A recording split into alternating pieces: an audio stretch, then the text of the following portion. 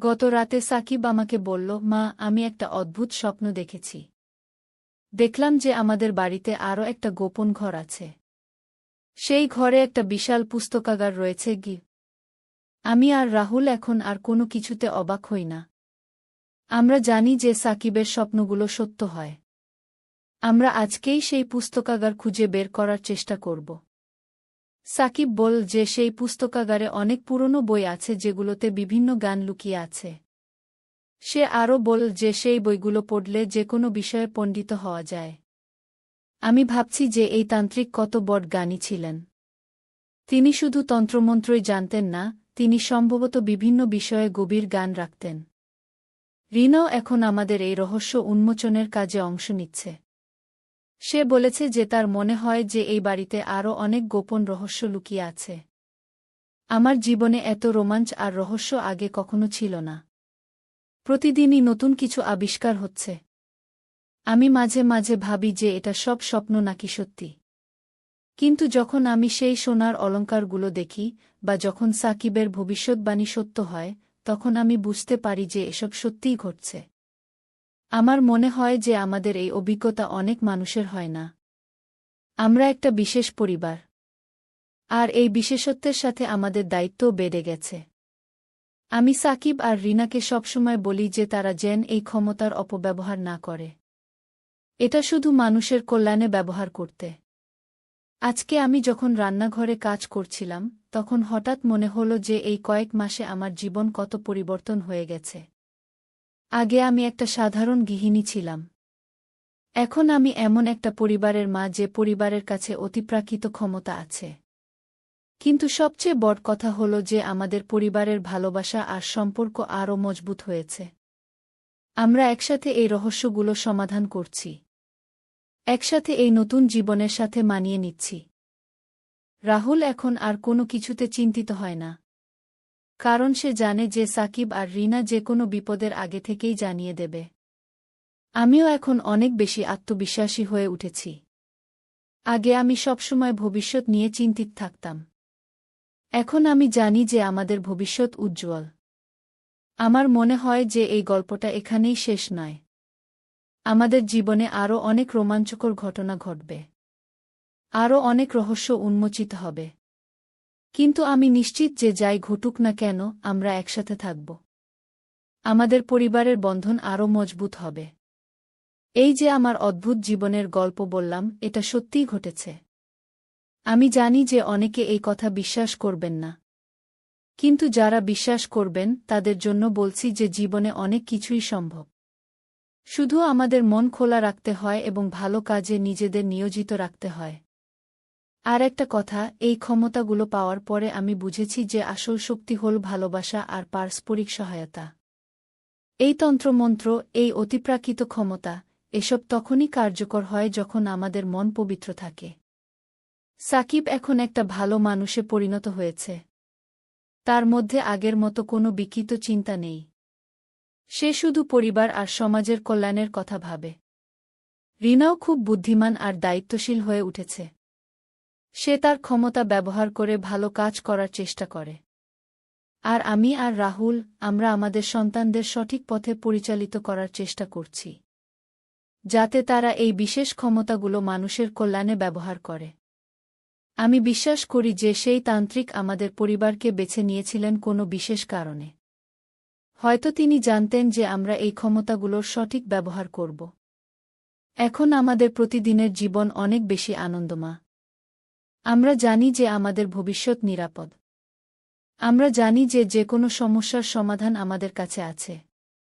কিন্তু সবচেয়ে বড় কথা হল যে আমাদের পরিবারের ভালোবাসা আর বিশ্বস্ততা সবচেয়ে বড় শক্তি। এই ক্ষমতাগুলো তো শুধু অতিরিক্ত সুবিধা। আমার এই গল্প শুনে যদি কেউ মনে করেন যে তিনিও এমন কোনো অভিজ্ঞতার মধ্য দিয়ে যাচ্ছেন, তাহলে আমি বলব যে ঘাবড়ানোর কিছু নেই। শুধু মনটা পবিত্র রাখুন আর ভালো কাজে নিজেকে ব্যস্ত রাখুন। আর যদি আপনার পরিবারের কেউ অস্বাভাবিক আচরণ করে, তাহলে তাদের সাথে ধৈর্য ধরে কথা বলুন। ভালোবাসা দিয়ে তাদের সঠিক পথে পরিচালিত করুন। আমার সাকিবের মতো যদি কারো মধ্যে বিকৃত চিন্তা আসে, তাহলে সেটা দমন করার চেষ্টা করুন। কারণ এই ধরনের চিখিমা তোমার নেইল পলিশ লাগানো আঙুল যখন আমার ঠোঁটের কাছাকাছি এসে খাবার দিচ্ছিলে, আমি তোমার আঙুল চুষে নিয়েছি গু। আজ সকালে নতুন নেইল পলিশ লাগিয়েছিলাম। গোলাপি রং। ছেলে বলেছিল খুব সুন্দর লাগছে। দুপুরে তার জন্য খেতে দিচ্ছিলাম। সে মুখ হা করে খাওয়ার জন্য বসেছিল। আমি চামচ দিয়ে ভাত তুলে তার মুখের কাছে নিয়ে গেলাম। হঠাৎ সে আমার হাত ধরে আমার তর্জনী আঙুলটা মুখে নিয়ে চুষে নিল। আমি চমকে উঠে হাত সরিয়ে নিলাম। বললাম, এ কি করিস? সে বলল, মা, তোমার নেইল পলিশের গন্ধ এত সুন্দর যে নিজেকে সামলাতে পারিনি। আমি বললাম, এসব কি বলিস, লজ্জা করে না? সে আমার হাত আবার ধরল। বলল, মা, তুমি যখন নিজেকে সুন্দর করে সাজাও, আমি তখন তোমাকে শুধু মা হিসেবে দেখি না। তোমার এই রূপ, তোমার এই সাজসজ্জা, এসব আমাকে পাগল করে দেয়। আমি তোমাকে একজন নারী হিসেবে ভালোবাসি। তুমি আমার স্ত্রী হও, বিয়ে করো আমাকে। খাবারের প্লেট টেবিলে রাখা রইল, কিন্তু আমার ক্ষুধা কোথায় যেন মিলিয়ে গেল। এই গল্পটি সম্পূর্ণ শুনলে আপনাদের পানি অটোমেটিক বের হয়ে যাবে, সো যত দ্রুত সম্ভব হাতের কাছে টিস্যু নিয়ে বসে পড়ো। বিছানার চাদর যেন নষ্ট না হয় সেটা সম্পূর্ণ খেয়াল রাখার অনুরোধ জানিয়ে গল্পটি এখন শুরু করব। তার আগে সর্বশেষ অনুরোধ, দয়া করে এমন পানি বের করার গল্প নিয়মিত শুনতে আমাদের চ্যানেলটি সকলেই সাবস্ক্রাইব করুন। ধন্যবাদ। হ্যালো বন্ধুরা, আমার নাম মিতুল বেগম। আমার বয়স 40 বছর। আমার স্বামীর নাম রাহুল বেগম, বয়স 43 বছর। আমাদের 2 সন্তান, সাকিব আর রিনা। সাকিব 18 বছর বয়সী, কলেজে পড়ে। রিনা 13 বছর বয়সী, স্কুলে যায়। আমার এই অদ্ভুত গল্পটা শুরু হয়েছিল গত মাসের কোনো একটা বৃহস্পতিবার সকালে। সেদিন আমি রান্নাঘরে নাস্তা বানাচ্ছিলাম। হঠাৎ করে সাকিব এসে আমার পিছনে দাঁড়াল। আমি তার উপস্থিতি টের পেয়ে ঘুরে তাকালাম। সে আমার দিকে এমনভাবে তাকিয়েছিল যেটা আগে কখনো দেখিনি। তার চোখে এক ধরনের অভিব্যক্তি ছিল যেটা আমাকে একটু অস্বস্তিতে ফেলে দিল। মা, তুমি আজকে খুব সুন্দর লাগছো, সাকিব বলল। আমি মুচকি হেসে বললাম, তোর মা সবসময় সুন্দর, কিন্তু সে যেভাবে আমার দিকে তাকিয়েছিল সেটা আমার ভালো লাগছিল না। আমি তাড়াতাড়ি নাস্তা বানানোর কাজে মন দিলাম। সেদিন দুপুরে যখন সাকিবকে খেতে দিচ্ছিলাম, তখনই সেই ঘটনাটা ঘটল যেটা আমি আগে বলেছি। সে আমার আঙুল চুষে নিয়েছিল। আমি খুবই বিব্রত হয়ে গিয়েছিলাম। কিন্তু তারপর যা হলো সেটা আরও অদ্ভুত। সাকিব আমার দিকে এমনভাবে তাকিয়ে বলল, মা, আমি জানি এটা অস্বাভাবিক। কিন্তু আমার মনে হয় এর পিছনে কোনো রহস্য আছে। গত কয়েকদিন ধরে আমার মধ্যে এক ধরনের পরিবর্তন আসছে। আমি তোমাকে দেখলে মনে হয় যেন তুমি কোনো জাদুকরী। আমি ভাবলাম সাকিব হয়তো বয়সের কারণে এসব কথা বলছে। কিন্তু পরের দিনগুলোতে আমি লক্ষ্য করলাম যে সাকিবের আচরণে সত্যিই কিছু একটা পরিবর্তন এসেছে। সে আমার সাথে কথা বলার সময় এক ধরনের স্বপ্নীল অবস্থায় থাকত। একদিন সন্ধ্যায় সাকিব আমার কাছে এসে বলল, মা, আমি একটা স্বপ্ন দেখেছি। স্বপ্নে দেখলাম যে আমাদের বাড়ির নিচে একটা গুপ্ত কক্ষ আছে। সেখানে অনেক পুরনো জিনিসপত্র রয়েছে। আর সেখানে একটা ডায়েরি আছে যেটাতে আমাদের পরিবারের কোনো গোপন ইতিহাস লেখা আছে। আমি প্রথমে ভাবলাম এটা শুধু একটা স্বপ্ন।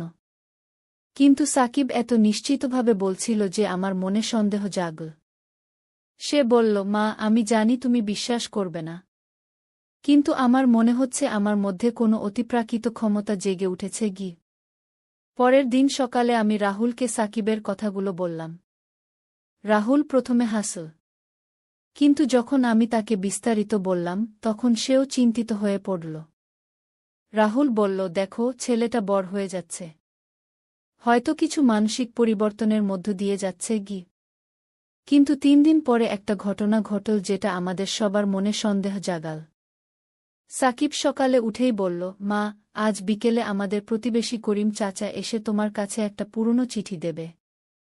সেই চিঠিতে আমাদের বাড়ির ইতিহাস সম্পর্কে গুরুত্বপূর্ণ তথ্য থাকবে। আমি আর রাহুল দুজনেই অবাক হয়ে গেলাম। এটা কিভাবে সম্ভব যে সাকিব এমন কিছু বলছে যা এখনো ঘটেনি? কিন্তু সত্যিই বিকেলে করিম চাচা এলেন। তিনি বললেন, মিতু, আমার মনে পড়ল যে আমার কাছে তোমাদের বাড়ির পুরনো মালিকের একটা চিঠি ছিল। ভাবলাম তোমাদের দিয়ে দেই গি। চিঠিটা পড়ে আমরা জানতে পারলাম যে আমাদের বাড়িটা প্রায় ১০০ বছর আগে একজন তান্ত্রিকের ছিল। সেই তান্ত্রিক নাকি বিভিন্ন রহস্যময় কাজকর্ম করতেন। চিঠিতে লেখা ছিল যে তিনি বাড়ির নিচে একটা গোপন কক্ষ বানিয়েছিলেন যেখানে তার সব তন্ত্রমন্ত্রের সরঞ্জাম রাখা ছিল। এই ঘটনার পর আমরা সাকিবের কথা আরও গুরুত্ব দিয়ে শুনতে শুরু করলাম। সে প্রতিদিনই নতুন নতুন স্বপ্নের কথা বলত। একদিন সে বলল, মা, আমি স্বপ্নে দেখেছি যে সেই গোপন কক্ষে প্রবেশ করার একটা গোপন সুইচ আছে। সেটা আমাদের রান্নাঘরের মেঝেতে লুকানো আছে গি। রাহুল আর আমি সিদ্ধান্ত নিলাম যে আমরা রান্নাঘরের মেঝে খুঁজে দেখব। আমরা প্রতিটি টাইলস উল্টে দেখলাম। অবশেষে একটা টাইলসের নিচে সত্যিই একটা ছোট সুইচ পেলাম।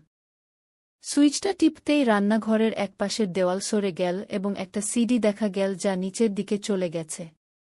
আমরা তিনজনে মিলে নিচে নেমে গেলাম। সত্যিই সেখানে একটা বড় কক্ষ ছিল। কক্ষটা পুরনো জিনিসপত্রে ভর্তি। একপাশে একটা বড় আলমারি, অন্য পাশে বিভিন্ন রকমের বই আর পুঁথি। আর মাঝখানে একটা পুরনো টেবিলের উপর একটা ডায়েরি রাখা। সাকিব সোজা সেই ডায়েরির কাছে গিয়ে সেটা হাতে নিল।